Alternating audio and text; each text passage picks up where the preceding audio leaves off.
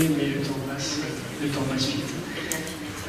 Au sujet de la féminité, je rappelle simplement qu'en islam, pour dire l'être de Dieu, on le dit Dhat al-Ilahiyya au féminin, c'est l'être divine. Et pour parler de l'être divine, on le prononce au féminin. Et nombreux mystiques rapportent plusieurs dimensions de la profondeur spirituelle au féminin, et ça se dit au féminin. Ar-Rahma, qui est la miséricorde, bien sûr est au féminin, et c'est aussi l'un des noms de Dieu. Donc, simplement un petit mot avant de vous donner la parole à tous. Clément, tu as parlé du silence, et j'aimerais juste rappeler un verset qu'avait dit dans l'annonciation faite à Marie. Inni nazartu lir-Rahmani sawman falan ukallima al-yawma insiya. C'est Marie qui a dit « J'ai fait le serment aujourd'hui d'observer le silence, et je n'adresserai de parole à aucun humain aujourd'hui. » Et au kalim, ça vient du mot kalam, et c'est comme ça qu'est décrit Jésus dans le Coran. C'est-à-dire que Marie, en allant présenter l'enfant, elle a fait le serment du silence pour ne pas se défendre. Elle a choisi de ne pas se défendre devant l'opprobre et de dire « Je n'adresserai aucune parole à un être humain ». Parole, c'est ainsi qu'est décrit Jésus, c'est-à-dire qu'elle laisse désormais la place au Verbe de Dieu. Et dans un autre verset, l'annonciation faite à Marie dit « Yubashiruki bi kalimatin minhu », c'est exactement le mot, c'est-à-dire Dieu t'annonce un mot, une parole émanant de lui, Jésus, le Messie, Jésus, fils de Marie. Donc, elle fait vœu du silence, ce serment, pour désormais laisser place à la parole qui est celle de Jésus, qui va guider les nations. Voilà, la parole est à vous. De l'ange qui sait logiquement qu'il est trait, enfin ne sait pas lire, en supposant que l'ange n'est pas idiot, est-ce qu'il ne lui disait pas lis, mais avec ton cœur plutôt, si je m'inspire de votre propos? À lui dire de lire avec le cœur et non pas avec les lettres qui étaient à lire en fait, le Coran.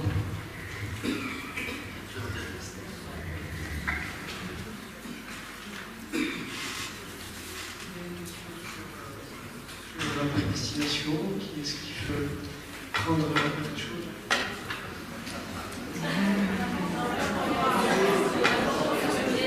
La première question, peut-être que vous pourriez formuler en 2 phrases pour qu'on puisse reprendre.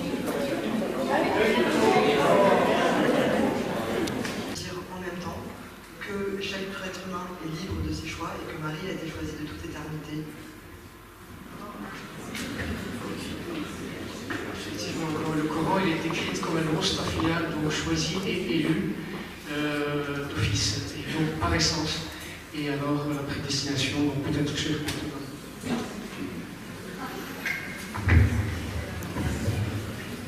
Question très profonde. Il y a une étude très approfondie sur la question de l'infaillibilité, comment en même temps être infaillible, ça veut dire élu, être connecté, comme on vient de dire, et en relation directe, et en même temps être libre, avoir la liberté et le choix de choisir ce que la personne choisit, c'est-à-dire prendre son propre choix. Et pour beaucoup de personnes, c'est contradictoire. D'un côté, on a le choix, d'un côté, on est élu et on doit faire ce qui est demandé. C'est une question qui a besoin des introductions, des explications qui prennent beaucoup de temps, mais je vais essayer vraiment d'être bref, c'est-à-dire le plus tôt possible, le plus possible. La question de choix, ça veut dire on dit que quand Dieu, avec sa connaissance, il sait que qui a, ça veut dire avec sa, comment on dit, pour donner un exemple, on dit c'est comme un récipient. Dieu, il sait qu'il y a un grand récipient qui peut recevoir sa grâce, qui peut recevoir sa miséricorde, et quand il trouve la bonne personne, on peut dire le grand récipient, la grande servante, quand on vient, c'est-à-dire on vient de prendre comme exemple le père, la grande servante, il a trouvé que Marie, parmi ses créatures, elle est une grande servante, elle est un grand récipient qui peut recevoir sa miséricorde. C'est là qu'il l'a choisie. Mais ça ne veut pas dire qu'elle, après, elle n'a pas le choix. C'est avec ses efforts, c'est avec son adoration, c'est avec ses actes personnels, elle arrive et elle monte dans ce cycle, on peut dire, où c'est-à-dire elle se rapproche de Dieu encore plus. Je ne sais pas si... ça c'est en bref, je peux vous dire, c'est une réponse très brève, mais sinon c'est une question très profonde qui a besoin d'explications un peu plus détaillées. Père Bouillon, qu'il me soit fait selon ta parole. Est-ce une prédestination ou un choix libre et raisonné?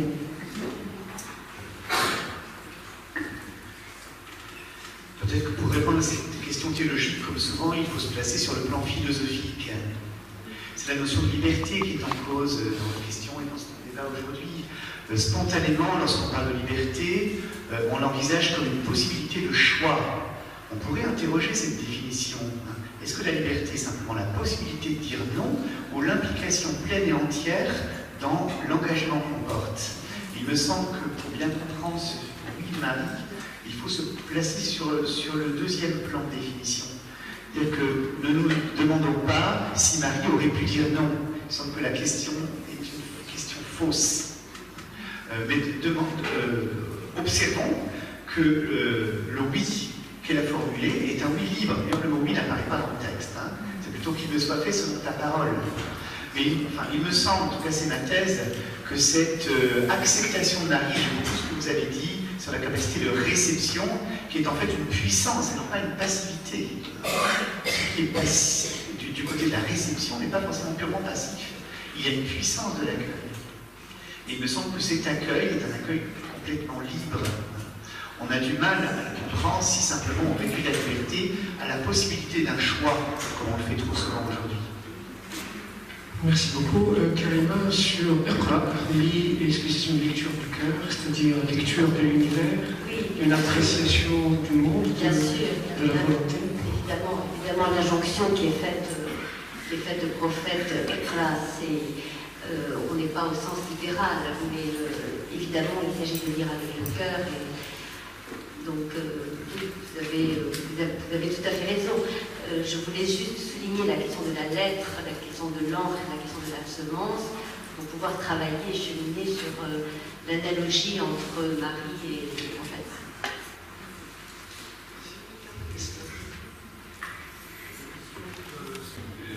De Marie. Moi, je voudrais me situer contextualiser l'œuvre de Marie par rapport au présent et donc essayer de voir l'impact de la puissance divine de Marie dans le futur vivre ensemble d'aujourd'hui. Parce que on a beau relater l'histoire, il faut revenir au présent pour construire l'avenir.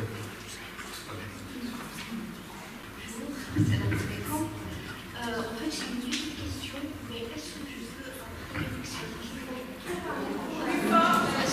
c'est bon là?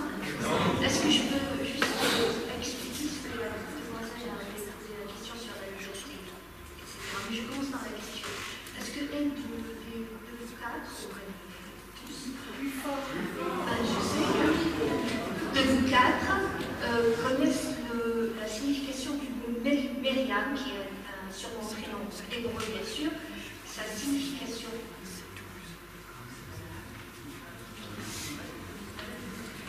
Parce que je sais que pour les mots hébreux et arabes, on peut savoir qu'est-ce que ça veut dire, quel prénom et quel prénom.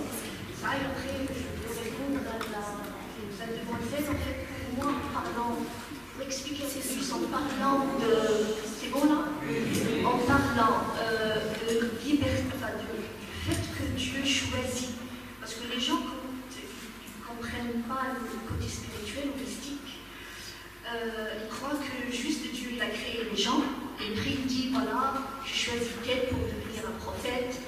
Par exemple, Marie, pour devenir la mère de Jésus, etc. Mais la réalité, c'est que, par exemple, je parle de la tradition musulmane, c'est que pour nous, avant d'être incarnés dans ce corps terrestre, on vivait déjà dans un monde spirituel, avant d'être sur terre. C'est-à-dire, on était des entités spirituelles, avant d'être charnels. Et donc, ce monde-là, il y a un verset dans le Coran, je pense qu'il va m'aider il va dire, c'est quel verset, parce que je ne me rappelle pas exactement où Dieu, il s'adresse à ses créatures quand il nous a créés comme âme, et il se présente à nous comme étant Dieu. On ne le voit pas, bien sûr, ce n'est pas visible, mais il se présente à l'Astoberabdikam. Dans le Aya, vous pouvez l'aider dans le Aya, il dit ne suis-je pas votre Dieu? Et les âmes ont répondu Bala, certes, vous êtes notre Dieu. Et dans la tradition chiite spécifiquement, l'interprétation de ce verset, c'est que quand il a demandé ça, les gens ou les âmes qui ont répondu rapidement, les premiers à cet appel, ou qu'ils ont répondu à cette question, ce sont eux qui ont été choisis.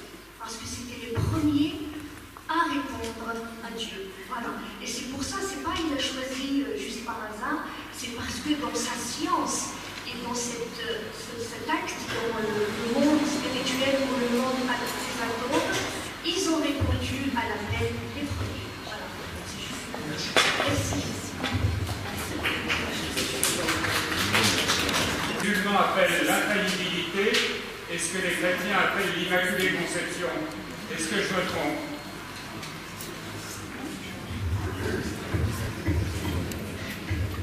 L'infaillibilité est bien plus large que l'Immaculée Conception, mais je peux laisser M. Martin répondre.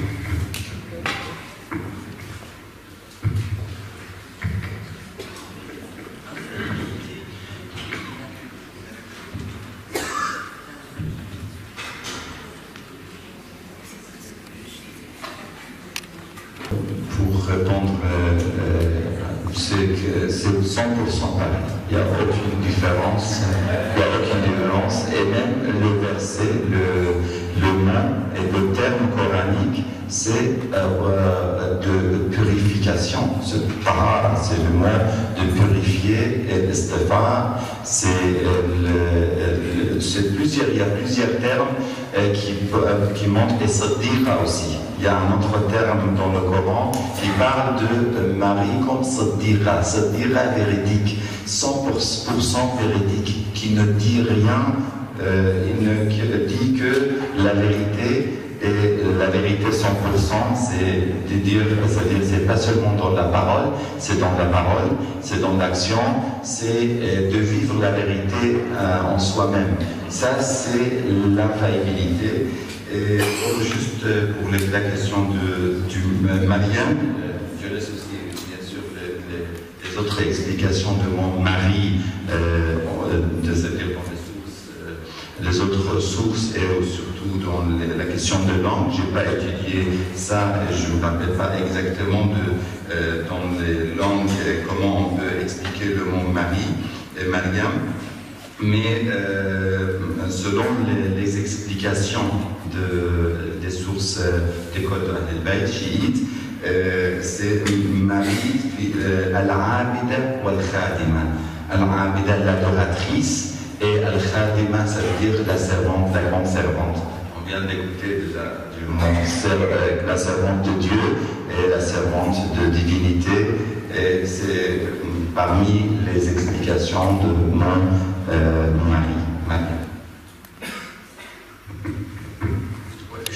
De l'Immaculée, évidemment, elle est présente en islam, comme Cheikh Mortada l'a très bien précisé. Elle est présente en christianisme, alors même si le dogme a été énoncé de manière récente, mais cette réalité dans la tradition existe. Et cependant, la compréhension du point de vue théologique n'est pas identique entre le christianisme et l'islam, et cela vient aussi d'une autre anthropologie, d'un autre discours sur l'homme, et notamment la question du péché originel dans la tradition chrétienne, et comprendre Marie Immaculée dans la tradition chrétienne, dans la tradition théologique, c'est aussi la pensée par rapport à la question de la chute. Et c'est la raison pour laquelle, je l'ai un peu sous-entendu, mais j'y ai fait allusion en tout cas, par ce parallèle entre Ève et Marie. Et on dit que Marie est la nouvelle Ève. Voilà. Mais quand on parle de Marie immaculée, ça veut dire Marie est préservée du péché originel, ce qui n'est pas le cas des autres hommes et femmes. Donc il y a une grâce propre. Mais comme Ève n'avait pas le péché originel avant qu'il ait lieu, et donc elle se retrouve, c'est ça que nous dit Marie Immaculée, elle se retrouve comme Ève, mais elle accomplit différemment finalement sa confiance, sa fidélité au Seigneur.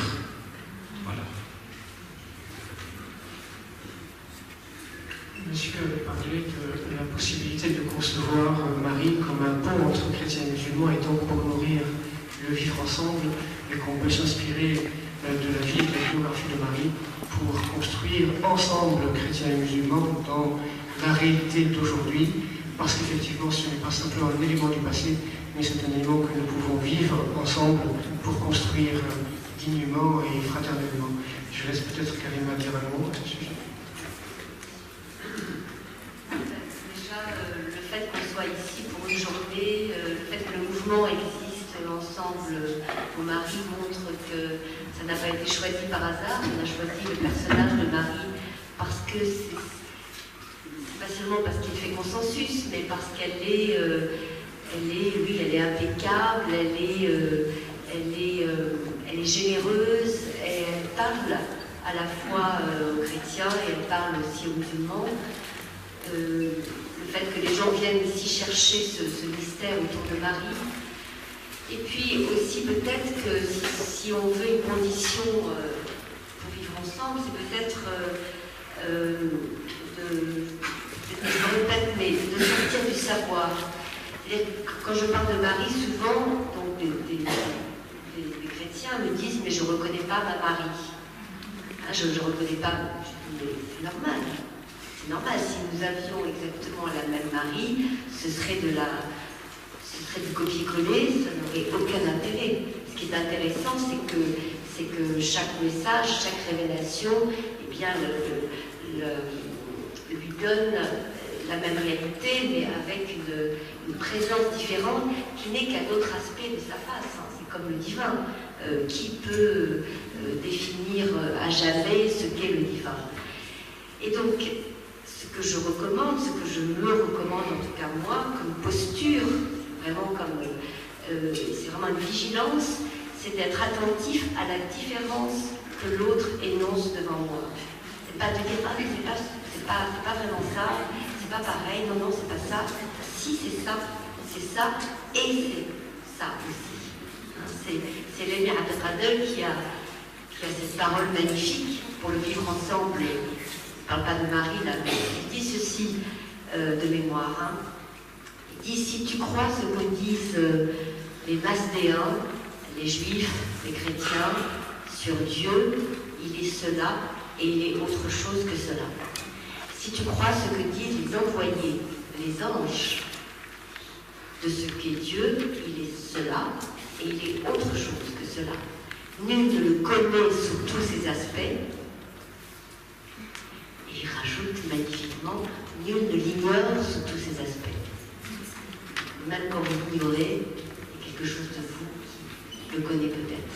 Et ça, pour moi, ça pourrait être la devise de qu'est-ce que c'est que vivre ensemble. C'est aussi, oui, c'est sa réalité, mais c'est aussi la mienne.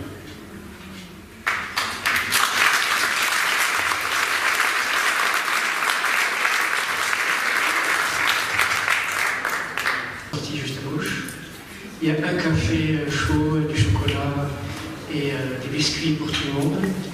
Et nous vous donnons de nouveau rendez-vous à 14h pour 4 nouveaux intervenants, 2 chrétiens et 2 musulmans. Et revenez tous, vous aurez la possibilité de poser plus de questions encore. Bienvenue.